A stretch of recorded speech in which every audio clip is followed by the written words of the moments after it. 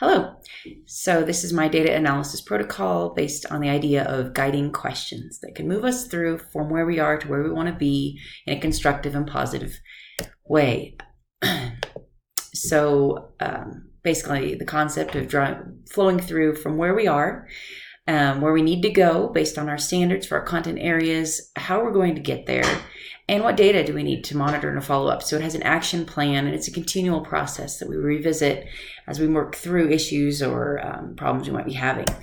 This is a protocol that I believe could be used with a small group or a team that is working to solve, maybe meet weekly and work through collaboratively, which is the best way to address and deal with data.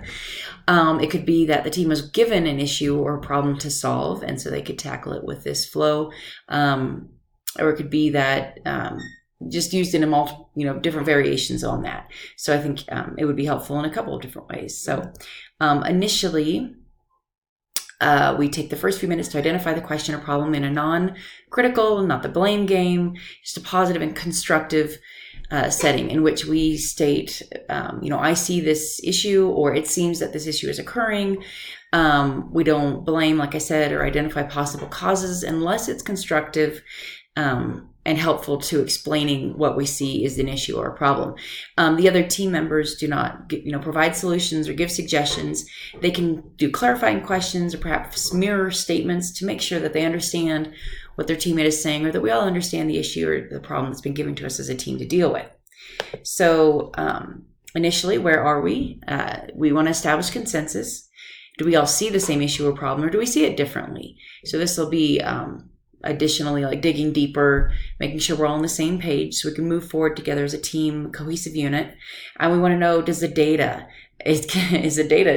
with us on this consensus? Does the data show this problem, or does the data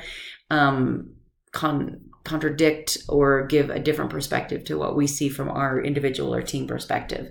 So do we need additional information? Is the point here? Where are we? Do we need additional information to really understand where we are currently?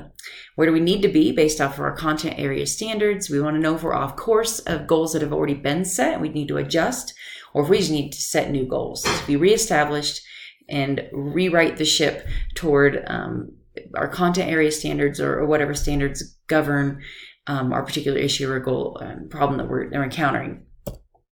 How are we going to get there? We want to have an action plan, and this be a positive and active process that we're going through.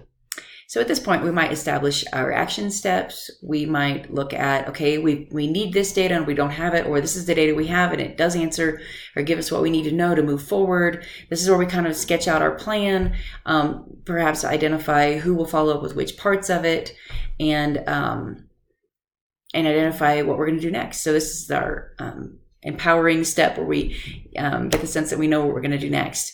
So moving forward, we need to know if what we've decided to do in the previous step is going to work, or whether it's going to give us the desired outcomes. So we need to be monitoring further on, the data from here on out to determine if what we've decided or the action steps we've made as an individual or team have been effective. So again, we'll identify who will be continually monitoring that, and when we'll be reporting back on that, and at what point we want to see outcomes, or at what point we want to see an effect, so we know whether or not we need to revisit the plan and adjust further or try different strategies. So again, this is an example of how this particular protocol can be adapted to a variety of different issues or problems that might be occurring or given to a team or an individual teacher or a classroom.